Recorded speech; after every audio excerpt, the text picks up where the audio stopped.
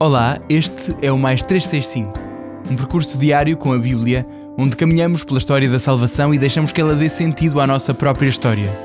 Durante 365 dias, do Gênesis ao Apocalipse, com a tradução da Difusora Bíblica, descobrimos que Deus continua a agir no tempo e na vida concreta de cada um. Eu sou o Francisco e este podcast nasce das equipas de jovens de Nossa Senhora. Lemos a Bíblia inteira, um dia de cada vez, sempre sob o olhar de Maria. Hoje é o dia 165, estamos no período do Reino Dividido e vamos ouvir primeiro livro dos Reis 15 e 16, segundo livro das Crónicas 16 e 17 e Cântico dos Cânticos 4.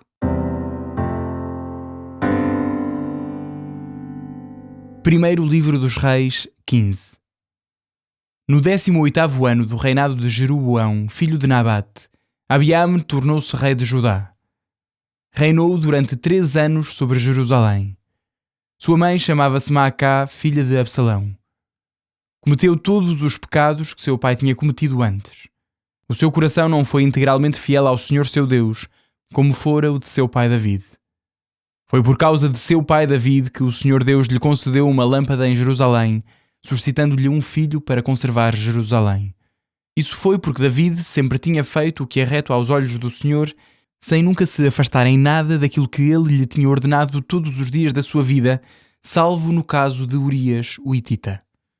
Houve guerra contínua entre Roboão e Jeroboão todos os dias da sua vida.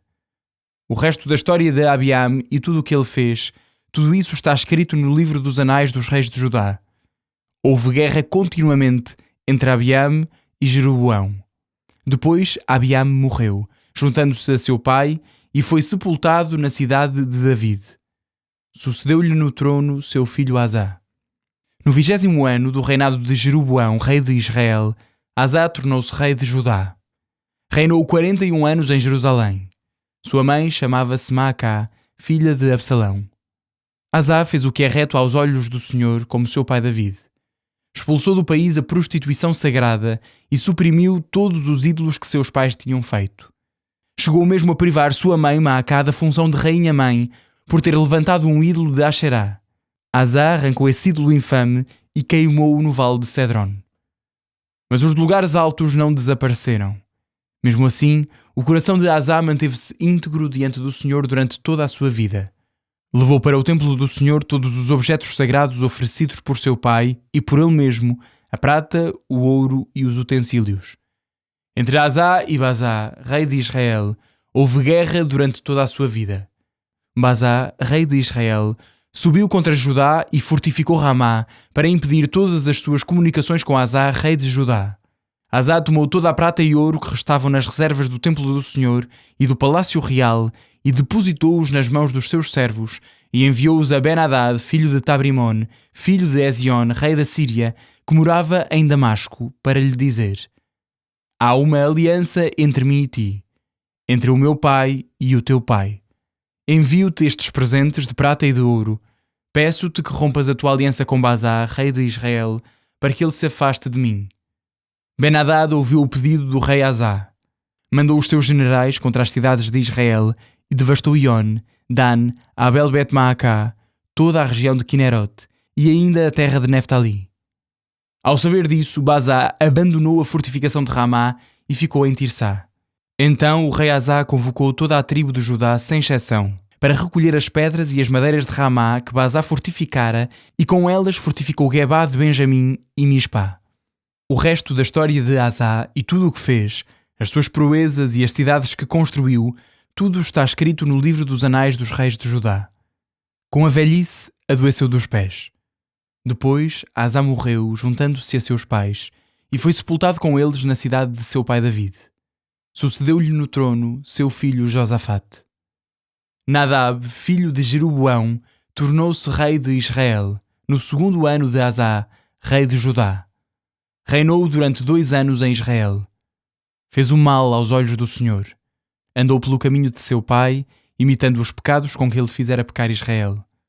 Baasá, filho de Aías, da casa de Issacar, conspirou contra ele e assassinou-o em frente de Gibeton, dos filisteus, na altura em que Nadab e todo o Israel cercava essa cidade. Baasá matou Nadab no 3º ano de Asá, rei de Judá, e sucedeu-lhe no trono. Logo que subiu ao trono, matou toda a família de Jeroboão, sem lhe deixar viva pessoa alguma. Exterminou-os totalmente, conforme a palavra que o Senhor tinha proferido por intermédio do seu servo Aías de Siló, por causa dos pecados que Jeroboão cometera e fizera cometer a Israel, provocando assim a cólera do Senhor Deus de Israel. O resto da história de Nadab, bem como as suas ações, está tudo escrito no livro dos Anais dos Reis de Israel. Houve guerra entre Asá e Baasá, rei de Israel, durante toda a sua vida. No 3º ano de Asá, rei de Judá, Baasá, filho de Aías, tornou-se rei em Israel. Reinou em Tirsá durante 24 anos. Fez o mal diante do Senhor, seguindo as pegadas de Jeroboão e imitando os seus pecados, com os quais fizera pecar Israel.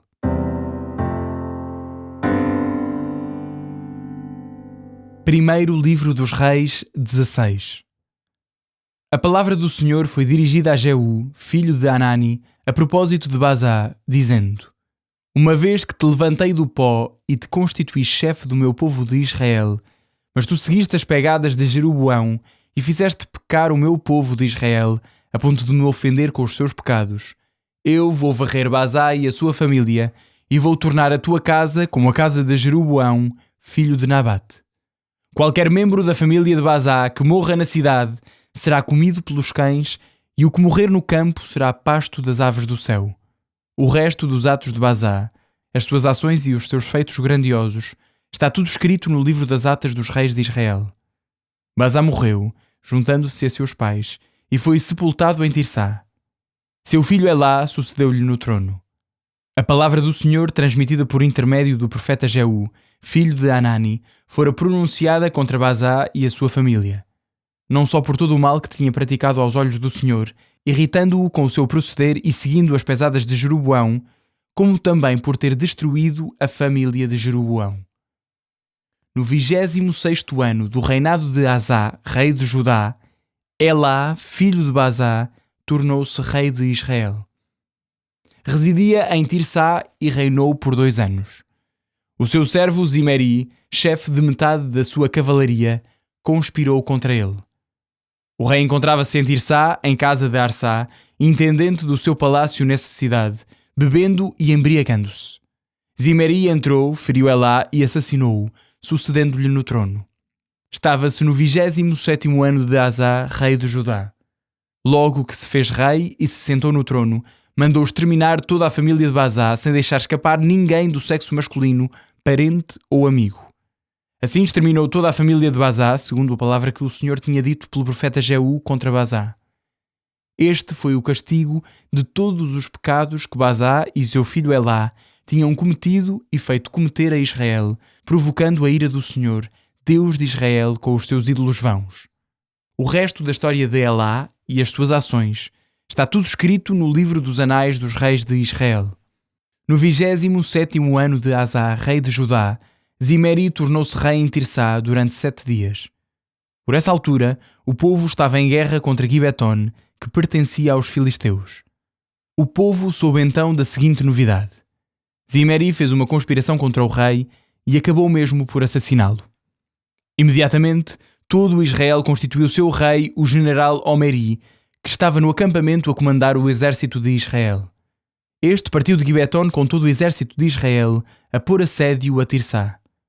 Então Zimeri, vendo que a cidade corria perigo de ser tomada, retirou-se para o palácio, incendiou-o e morreu ali.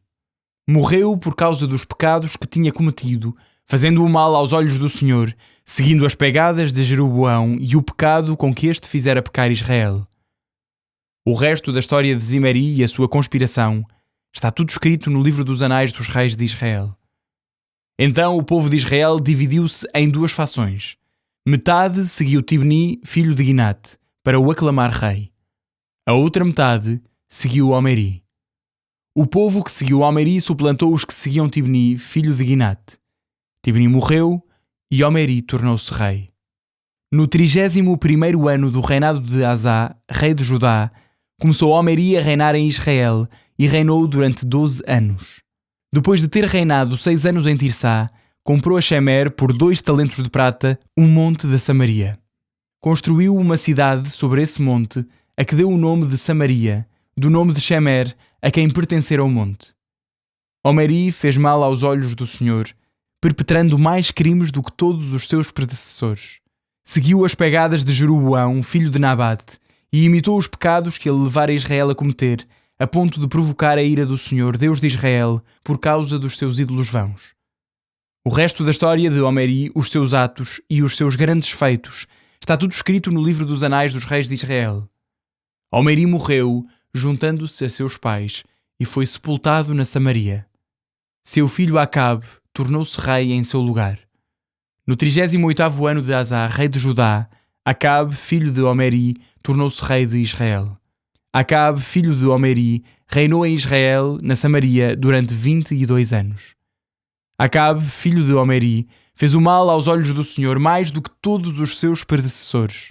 E como se não lhe bastasse imitar os pecados de Jeroboão, filho de Nabate, ainda tomou por esposa Jezabel, filha de Etbaal, rei de Sidon, e foi prestar culto a Baal, prostrando-se diante dele. Ergueu um altar a Baal, no templo de Baal que construiu na Samaria.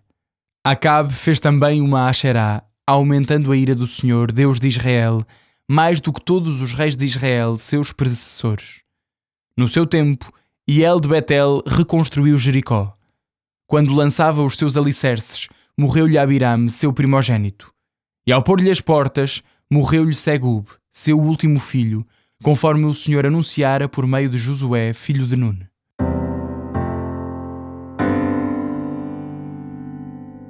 Segundo livro das Crônicas, 16.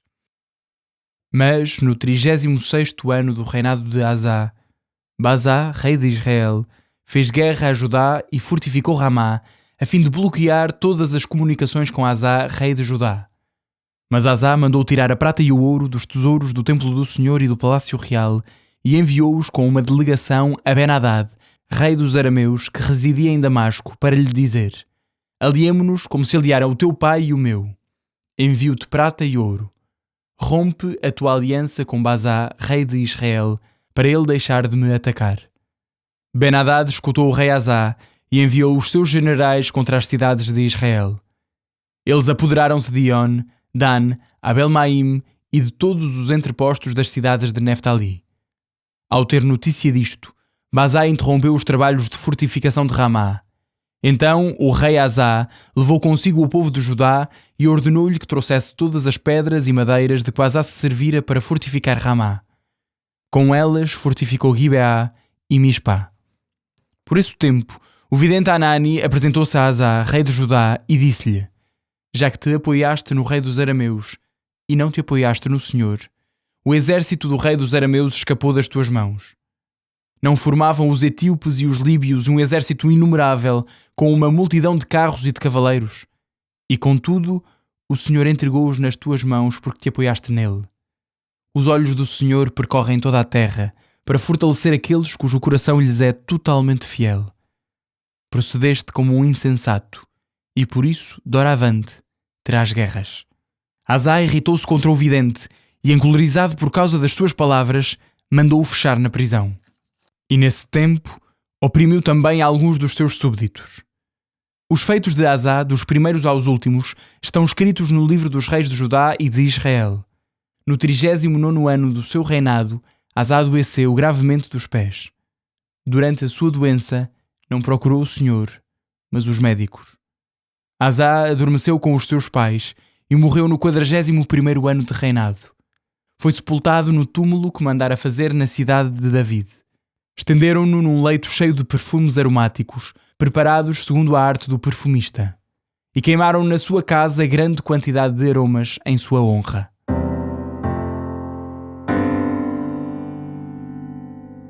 Segundo livro das Crônicas, 17.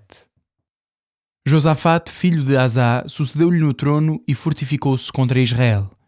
Colocou tropas em todas as cidades fortificadas de Judá, guarnições em todo o país e nas cidades de Efraim conquistadas por seu pai Asa.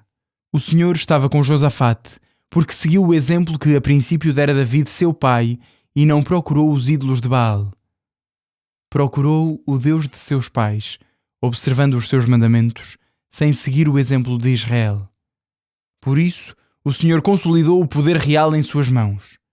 Todos os de Judá lhe traziam presentes. Teve muitas riquezas e glória. Cheio de confiança nos caminhos do Senhor, fez também desaparecer de Judá os lugares altos e os troncos sagrados. No 3º ano do seu reinado, enviou os seus altos funcionários Benael, Abdias, Zacarias, Natanael e Miqueias para ensinarem nas cidades de Judá. Enviou com eles os levitas Shemaías, Natanias, Zebadias, Azael, Shemiramote, Jonatas, Adonias, Tobias e Tobadonias, assim como os sacerdotes Elishamá e Jorão. Ensinaram em Judá, levando consigo o livro da lei do Senhor, e percorreram todas as cidades de Judá, instruindo o povo. O terror inspirado pelo Senhor difundiu-se por todos os reinos circunvizinhos de Judá, os quais não se atreveram a fazer guerra a Josafate. Também os filisteus trouxeram a Josafate presentes e um tributo de prata, e os árabes trouxeram-lhe gado miúdo, 7.700 carneiros e 7.700 bodes. Josafate aumentava cada vez mais o seu poder. Construiu em Judá fortalezas e cidades armazém. Possuía grandes empreendimentos nas cidades de Judá e tinha também em Jerusalém guerreiros cheios de valentia. Eis a sua enumeração segundo as suas famílias. Chefes de milhares, em Judá, o chefe Adná, com 300.000 guerreiros, depois o chefe Joanã, com 280.000 homens. Seguia-se-lhes Amacias, filho de Zicri, voluntariamente consagrado ao Senhor, com 200.000 valentes guerreiros. De Benjamim, o valoroso Eliadá, com 200.000 homens armados de arcos e escudos. Depois dele, Josabade, com 180.000 homens equipados para a guerra. Estes eram os soldados que estavam ao serviço do rei, além das guarnições por ele colocadas nas fortalezas do território de Judá.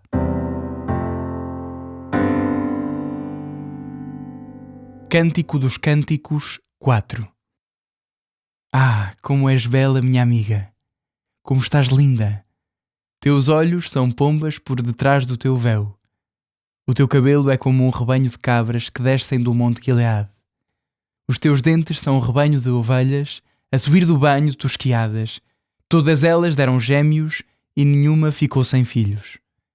Como fita escarlate são os teus lábios e o teu falar é encantador. As tuas faces são metades de romã por detrás do teu véu. O teu pescoço é como a torre de David erguida para troféus. Dela pendem 1000 escudos, tudo broqueios dos heróis. Os teus 2 seios são 2 filhotes gêmeos de uma gazela que se apacentam entre os lírios antes que rebente o dia e as sombras desapareçam.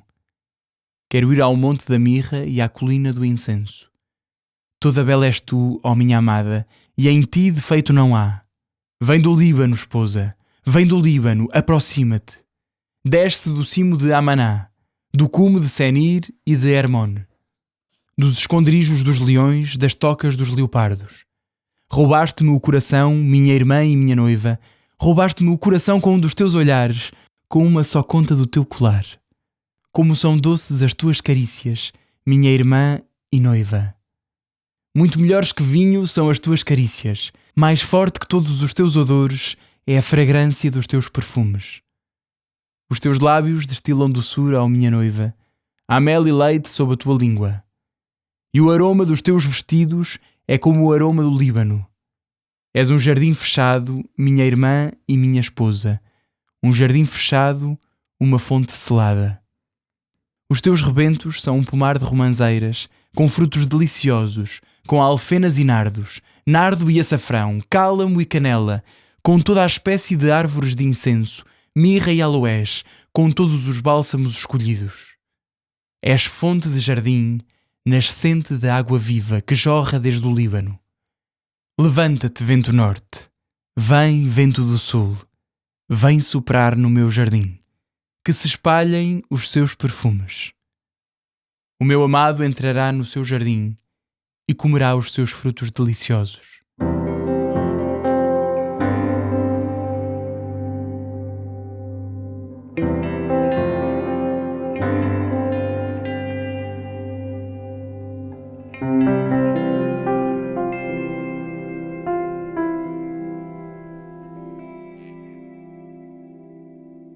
Olá, eu sou o Padre Francisco Costa Alves, das equipas de jovens Nossa Senhora. Com alegria, junto-me a vocês nesta caminhada de escuta da Palavra de Deus no podcast Mais 365. Senhor, nosso Pai, obrigado por sempre nos falares e nunca nos abandonares no nosso caminho. Concede-nos o dom do Teu Espírito, para Te conhecermos e conhecermos o Teu Filho Jesus, para Te amarmos mais e sermos salvos no Teu amor. Por Cristo nosso Senhor. Amém. Temos visto nos últimos dias como os conflitos entre os reinos do Norte e do Sul, mas também como os conflitos dentro de cada reino surgem de forma dramática. Como é que é possível existir uma guerra civil dentro do próprio povo do Senhor? Hoje, vemos de modo muito acentuado a forma sangrenta como no próprio reino de Israel, Baasa mata e sucede a Nadab. E não é novidade quando volto a dizer que a Sagrada Escritura olha para estes atos como sendo influenciados pelo afastamento dos diferentes reis em relação à aliança e em relação ao próprio Deus. É uma ideia que se vai repetindo. Um coração que se deixa levar pelos ídolos, que esquece a lei de Deus, convida à morte para a sua casa. E não apenas a morte para si mesmo, mas também para todos os que a rodeiam. E isto não é o karma, não é um castigo, é a natureza da nossa liberdade. Se nos afastamos do fogo numa noite de tempestade, congelamos, é óbvio. Então, por isso fica a pergunta: por que é que tantas vezes procuramos vida fora de Deus? De facto, o nosso coração deixa-se enganar facilmente e coloca muitas vezes a sua esperança em alianças e em planos meramente humanos. No segundo livro das Crónicas, o rei Asa parece ser interpelado com esta pergunta: em quem colocas a tua confiança? Em Deus ou nas alianças políticas com os teus vizinhos? Está aqui em jogo a confiança absoluta em Deus, sem procurar um plano B. Esta será certamente uma luta até ao fim da vida. Não é por termos sido fiéis a Deus uma vez que agora já não precisamos de dedicação e disciplina interior. Tudo isto para não nos esquecermos desta verdade. Deus pede-nos o nosso coração inteiro, para descobrirmos verdadeiramente que só Ele nos basta. Mas se o amor a Deus por vezes nos parece difícil, podemos encontrar consolo no Cântico dos Cânticos. Na poesia de um homem apaixonado pela sua amada, na beleza do texto e da descrição física da mulher, apelando aos nossos sentidos, temos uma bonita imagem de como Cristo ama a sua Igreja e ama cada um de nós. Não com um amor místico ou gasoso e irreal, mas um amor concreto, humano, que nos leva a querer reconhecer na beleza um caminho para conhecer e amar Deus. Glória ao Pai, ao Filho e ao Espírito Santo, como era no princípio, agora e sempre. Amém.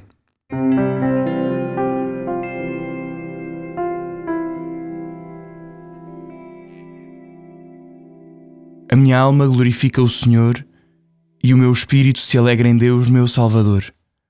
Porque pôs os olhos na humildade da sua serva, de hoje em diante me chamarão bem-aventurada todas as gerações. O Todo-Poderoso fez em mim maravilhas, santo é o seu nome. A sua misericórdia se estende de geração em geração sobre aqueles que o temem. Manifestou o poder do seu braço e dispersou os soberbos.